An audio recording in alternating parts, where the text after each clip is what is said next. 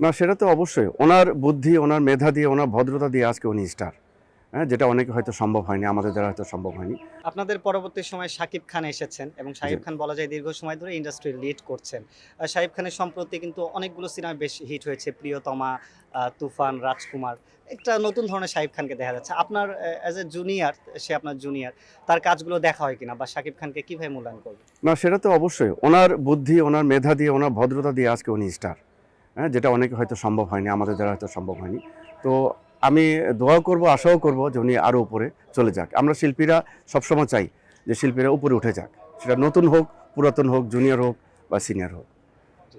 শাকিব খানের পরে গত ১০-১২ বছরে কেউ তার কাছাকাছিও যেতে পারছে না। যেমন বাপ্পি এসেছেন, সাইমন এসেছেন, আরিফিন শুভ, সিয়াম আহমেদ অনেকে চেষ্টা করছেন।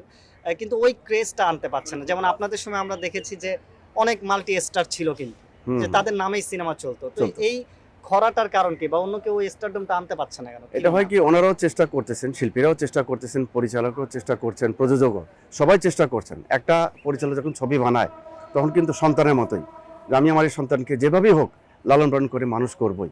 তো চেষ্টা করে। বাকিটা হয়তো দেশের পরিস্থিতি বলেন, ভাবমূর্তি বলেন, সেজন্য হয়তো হচ্ছে না। তো আশা রাখি হয়ে যাবে ইনশাল্লাহ। যে সামনে আপনার কোনো কাজের ব্যাপারে যদি কোনো কথা থাকে যে আপনি কাজ হ্যাঁ, করবেন সামনে কিনা বা কাজে করবেন? আলোচনা হচ্ছে। আমাদের পরিচালক বদিউল আলম খোকন আর অন্যান্য পরিচালকের কাজ হচ্ছে এবং চিন্তাভাবনা হচ্ছে, গল্প রেডি হচ্ছে।